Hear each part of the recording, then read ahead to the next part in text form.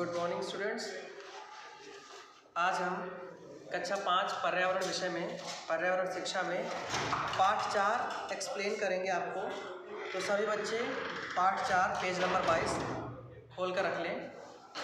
और पाठ का नाम है हमारे जीवन के लिए भोजन। तो भोजन, ऐसा कोई भी बच्चा नहीं जिसको पता नहीं है कि भोजन क्या होता है। भोजन वे पदार्थ होते हैं जिनको हम खाते हैं और उनसे हमको एनर्जी मिलती है, उनसे हमको जीवित रहने के लिए ऊर्जा मिलती है। बच्चों, अगर हम भोजन ना खाएं या खाना ना खाएं तो हम जीवित नहीं रह सकते। कुछ दिन तो हम रहेंगे लेकिन उसके बाद हम जीवित नहीं रह सकते। तो सभी बच्चे ध्यान दें, वे पदार्थ जो हमको ऊर्जा देते हैं और हम उनको खाते हैं वे सम्मिलित रूप से क्या कहलाएंगे? भोजन कहलाएंगे। दूसरी चीज़, भोजन भी कई प्रकार से हम कर सकते हैं। जैसे आप नमक रोटी खा सकते हैं, या आप कोई भी घी या बटर काफ़ी ज़्यादा यूज़ कर सकते हैं। कुछ लोगों के क्या सबका जो भोजन होता है वो एक ही जैसा होता है? नहीं, बिल्कुल नहीं। तो बात आती है कि आप जो भोजन कर रहे हो क्या वो सही है या गलत। तो ऐसे बातों को समझने के लिए हम एक टॉपिक पढ़ते हैं जो है संतुलित आहार। इस चैप्टर के ये कुछ मेन टॉपिक हैं जो इन्हीं टॉपिक्स में से मिलकर आपका ये चैप्टर बना हुआ है। तो पहला आता है संतुलित आहार। संतुलित आहार का मतलब बेटा होता है कि ऐसा भोजन जिसमें हमारे शरीर के लिए आवश्यक सभी पोषक तत्व मौजूद रहते हैं, ऐसा भोजन संतुलित आहार कहलाता है। ठीक है, फिर से सुनिएगा। ऐसा भोजन या वह भोजन जिसमें हमारे शरीर के लिए आवश्यक सभी पोषक तत्व, सभी ज़रूरी पदार्थ मौजूद रहते हैं, संतुलित आहार कहलाता है। अब बात आती है बेटा कि संतुलित आहार होता क्या है। संतुलित आहार में कई सारे पोषक तत्व होते हैं, जैसे कि कार्बोहाइड्रेट, जैसे प्रोटीन, वसा, विटामिन, खनिज लवण, है ना। ये सारे, फिर से सुनिएगा, प्रोटीन, खनिज लवण, विटामिन, वसा, कार्बोहाइड्रेट, ठीक है। तो ये 5 पोषक तत्व होते हैं जो हमारे भोजन में मेजॉरिटी में या सफिशिएंट अमाउंट में, उपयुक्त मात्रा में होने चाहिए। ठीक है। अब हम इन पोषक तत्वों की थोड़ी थोड़ी बात करते हैं। इन पोषक तत्वों का भी हमारे शरीर में अलग अलग महत्व है और हमारा भोजन जो है वो इन्हीं पोषक तत्वों की मौजूदगी के कारण या मौजूदगी के आधार पर भोजन हम 3 प्रकार से डिवाइड कर सकते हैं। पहला आता है बेटा हमारा ऊर्जा देने वाले भोजन। ऊर्जा देने वाला जो भोजन होता है इसमें कार्बोहाइड्रेट पदार्थ जो होता है, कार्बोहाइड्रेट पोषक तत्व होता है, यह मेजॉरिटी में होता है या अधिक मात्रा में होता है। ठीक है। तो कार्बोहाइड्रेट हमारे शरीर को ऊर्जा देते हैं। अब बात आती है कार्बोहाइड्रेट किसमें ज़्यादा पाए जाएंगे। ठीक है। तो कार्बोहाइड्रेट पाए जाते हैं जैसे गेहूँ, चावल, आलू, मक्का, मिठाइयाँ, इन सभी चीज़ों में कार्बोहाइड्रेट अधिक मात्रा में पाए जाते हैं। दूसरी चीज़, ऊर्जा देने वाले भोजन का दूसरा कंपोनेंट होता है, दूसरा घटक होता है वसा, जिसको हम लोग हिंदी में लिपिड भी कहते हैं। एक्चुअल में ये नाम, इसका इंग्लिश नाम भी है, लेकिन हम इसको यहाँ पर हिंदी में भी लिपिड लिख सकते हैं। तो वसा जो होती है वो हमारे शरीर को ऊर्जा प्रदान करती है। वसा हमको जितनी भी तैलीय चीज़ें होती हैं, तेल वाली चिकनी चीज़ें होती हैं, जैसे बटर, घी, दूध, है ना, तेल, मूंगफली का तेल, नारियल का तेल, जितने भी तेल होते हैं, ठीक है, मक्खन हो गया, पनीर हो गया, इन सभी में वसा पर्याप्त मात्रा में, प्रचुर मात्रा में पाई जाती है और इन चीज़ों को खाते हैं इसलिए हमारे शरीर को ऊर्जा मिलती है। दूसरा, निर्माणकारी भोजन। निर्माणकारी भोजन का मतलब बेटा ध्यान से समझिएगा, निर्माण का मतलब होता है बनाना, यानी ऐसा भोजन जो हमारे शरीर को बनाता है। आप सोचिए, कुछ लोग, जैसे अभी आज की डेट में आपको अगर खाना प्रॉपरली ना दिया जाए तो आप दुबले पतले रह जाओगे, लेकिन कुछ लोगों को देखा होगा कि उनको जब भोजन करते हैं तो वो भोजन करते करते, और जिनको प्रॉपर अमाउंट में भोजन मिलता है, सफिशिएंट मात्रा में मिलता है, तो उनका शरीर प्रॉपरली बनता रहता है, विकसित होता रहता है और बढ़ता रहता है। ठीक है।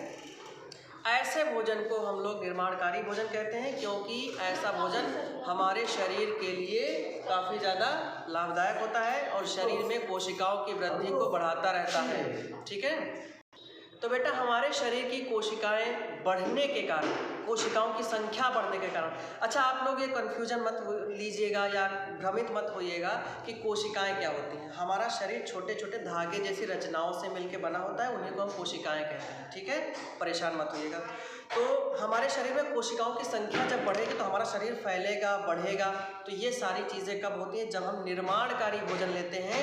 और निर्माणकारी भोजन जो होता है ये हमारे शरीर में कोशिकाओं की मरम्मत करता है, मरम्मत मतलब हेल्दी बनाता है, हमारे शरीर में नई कोशिकाएं बनाता है और अलग अलग अंगों की वृद्धि करता है। अब बात आती है कहाँ कहाँ पाया जाएगा। तो जितनी भी दालें होती हैं उन सभी में प्रोटीन अधिक मात्रा में पाई जाती है और प्रोटीन हमारे शरीर को वृद्धि करने में काफ़ी सहायक होती है।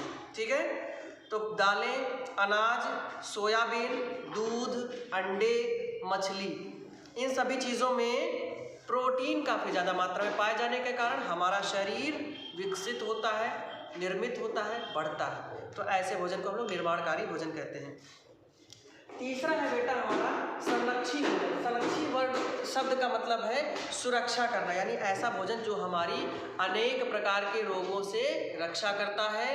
तो ऐसे भोजन को हम संरक्षी भोजन कहते हैं। संरक्षी भोजन हमारे शरीर की भूख भी बढ़ाता है। ठीक है, जैसे इस प्रकार के भोजन में प्रमुख पोषक तत्वों में विटामिन और खनिज बहुत ज़्यादा आते हैं। ठीक है, तो बात आगे विटामिन की, हम लोग विटामिन पढ़ेंगे। विटामिन जो होते हैं हमको, ये ऐसे पदार्थ होते हैं जिनको हम शरीर में बाहर से ग्रहण करते हैं, भोजन के द्वारा ग्रहण करते हैं, लेकिन इनकी कमी से हमारे शरीर में अलग अलग प्रकार के रोग भी हो सकते हैं।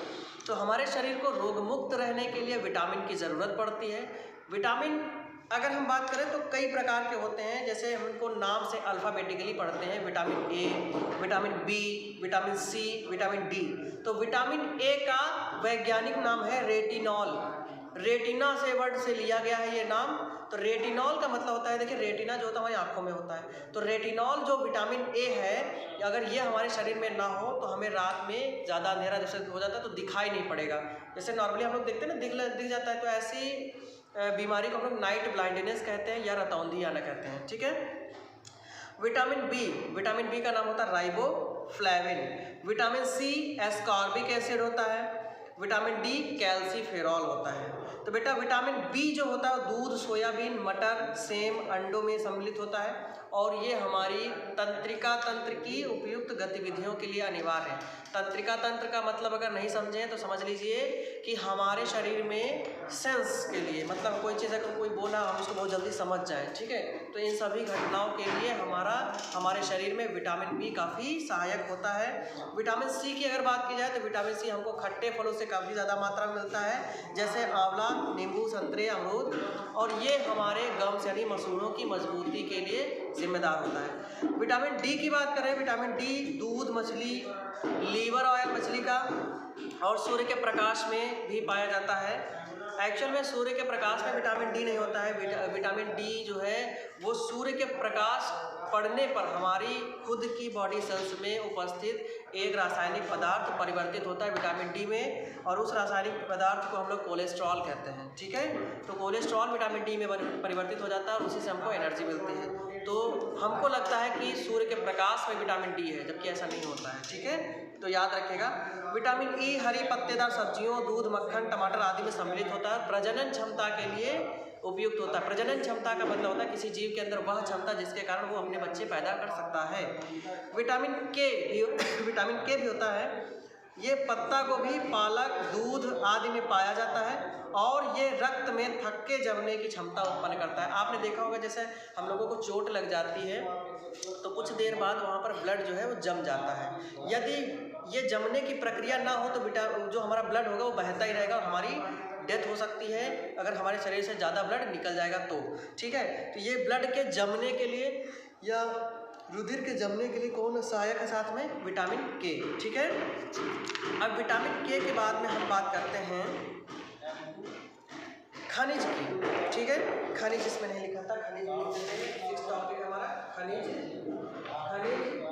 ये है टॉपिक आपके पेज नंबर 24 पर। ठीक है। खनिज ऐसे पदार्थ होते हैं जिनके अभाव में हमारे शरीर में विटामिन की तरह ही कई अलग अलग रोग हो जाते हैं, ठीक है, क्योंकि खनिजों की हमारे शरीर को बहुत कम मात्रा में आवश्यकता होती है। अब ये खनिज कौन कौन से हो सकते हैं? जैसे ज़्यादातर जो खनिज होते हैं हमको पौधों से मिलते हैं, ठीक है, और इनमें और पौधों से मिलने वाले पदार्थों में ज़्यादातर जैसे फल, सब्जियां, समुद्री भोजन मतलब समुद्र से मिलने वाले जैसे पौधे हुए या जंतु हुए, है ना, और साथ ही साथ दूध, अनाज, अंडे, है ना। इसके बाद कुछ प्रमुख खनिज जैसे सोडियम, पोटेशियम, लोहा का मतलब लोहा नहीं होता है, एक्चुअल में आयरन हम इंग्लिश में बोलते हैं। लोहे कुछ कण अपनी बहुत सूक्ष्म अवस्था में हमारे शरीर में कुछ कार्य के लिए जिम्मेदार होते हैं। ये जो लोहा हम लोग आसपास देखते हैं ये वो लोहा नहीं है, ठीक है, आप लोग भ्रमित मत होइएगा। आयोडीन, कैल्शियम और फास्फोरस। अब बात करते हैं सोडियम और पोटेशियम की। तो सोडियम और पोटेशियम हमारे लिए काफ़ी ज़्यादा महत्वपूर्ण भूमिका निभाते हैं। हमारे भोजन में सोडियम और पोटेशियम का प्रमुख स्रोत होता है सामान्यतः नमक का साइंटिफिक या वैज्ञानिक नाम होता है सोडियम क्लोराइड, ठीक है। तंत्र के संतुलन को बनाए रखने के लिए हमारा जो सोडियम और पोटेशियम होता है ये काफ़ी ज़्यादा मात्रा में अहम भूमिका निभाते हैं। अब बात करते हैं आयरन की। तो लोहा या आयरन की प्राप्ति के दो स्रोत हैं। प्राप्ति के कुछ प्रमुख स्रोत हैं, जैसे पालक हुआ, गाजर हुआ, हरी सब्जियां हुआ, ठीक है, पत्तेदार सब्जियां हुआ, या मछली का जो लीवर होता है उसमें। तो ये जो आयरन होता है वो हमारे रक्त को लाल और सघन बनाता है। लाल बनाने का मतलब हुआ कि आयरन की सहायता से हमारे रुधिर में एक केमिकल बनता है जिसको हम लोग बोलते हैं हीमोग्लोबिन, और हीमोग्लोबिन के वजह से हमारे रुधिर का रंग लाल होता है। तो सभी लोग नोट कर लीजिएगा, हीमोग्लोबिन की वजह से हमारे रुधिर का रंग लाल होता है। अगर हीमोग्लोबिन ना पाया जाए तो हमारा रुधिर सफ़ेद होता था, ठीक है। अगला हमारा जो खनिज है वो है आयोडीन। आयोडीन हमको कहाँ से मिलता है? मछली से, समुद्री भोजन से, और आयोडीन युक्त नमक से। आप लोगों ने देखा होगा कि जो आयोडीन होता है, जब आप नमक लेने जाते हो तो नमक के पैकेट पर लिखा होता है आयोडाइज्ड सॉल्ट, है ना, जिसमें आयोडीन है। तो ये आयोडीन क्या होता है? हमारे शरीर में ताप नियंत्रण के लिए, ताप नियंत्रण मतलब हमारे शरीर का टेम्परेचर मेंटेन रहे, साथ ही साथ हमारे ग्रोथ में, वृद्धि में भी सहायक होता है, ठीक है। नेक्स्ट हमारा खनिज है कैल्शियम। कैल्शियम के प्रमुख स्रोत दूध और दूध के बने हुए मटेरियल्स होते हैं, जैसे पनीर, खोया, मट्ठा, है ना। हड्डी और दांतों के निर्माण के लिए खनिज अनिवार्य है, कौन? कैल्शियम। अब फास्फोरस अगला हमारा खनिज है। तो खनिज में फास्फोरस के प्रमुख स्रोत हैं दूध, हरी पत्तियाँ, पत्तेदार सब्जियाँ। ये भी हमारी हड्डियों और दांतों के लिए काफ़ी ज़्यादा इम्पॉर्टेंट है। अब लास्ट में बात आती है जल की। तो जल जो होता है हम सभी के लिए काफ़ी ज़्यादा इम्पॉर्टेंट घटक है, काफ़ी ज़्यादा इम्पॉर्टेंट मटेरियल है, क्योंकि ये हमारे जीवित रहने के लिए, इसको पहली चीज़ तो ये हमको त्वरित ऊर्जा प्रदान करता है और अनेक उद्देश्यों के लिए इसे भोजन को पचाने में मदद करता है, भोजन के उत्सर्जन करने में मदद करता है। उत्सर्जन मतलब बाहर निकलना। शरीर के तापमान को नियंत्रित करता है, वरना हमारे शरीर का तापमान बढ़ता ही चला जाता है। और हमें हर दिन लगभग 6 से 7 गिलास पानी की आवश्यकता होती है और पीना चाहिए, ठीक है। ये हमें कहाँ से ज़्यादा मिल सकता है? जैसे कुछ जूसी फ्रूट्स आते हैं जिनमें रस ज़्यादा हो, जैसे खीरा हुआ या तरबूज हुआ, है ना। अगला है रूछांश।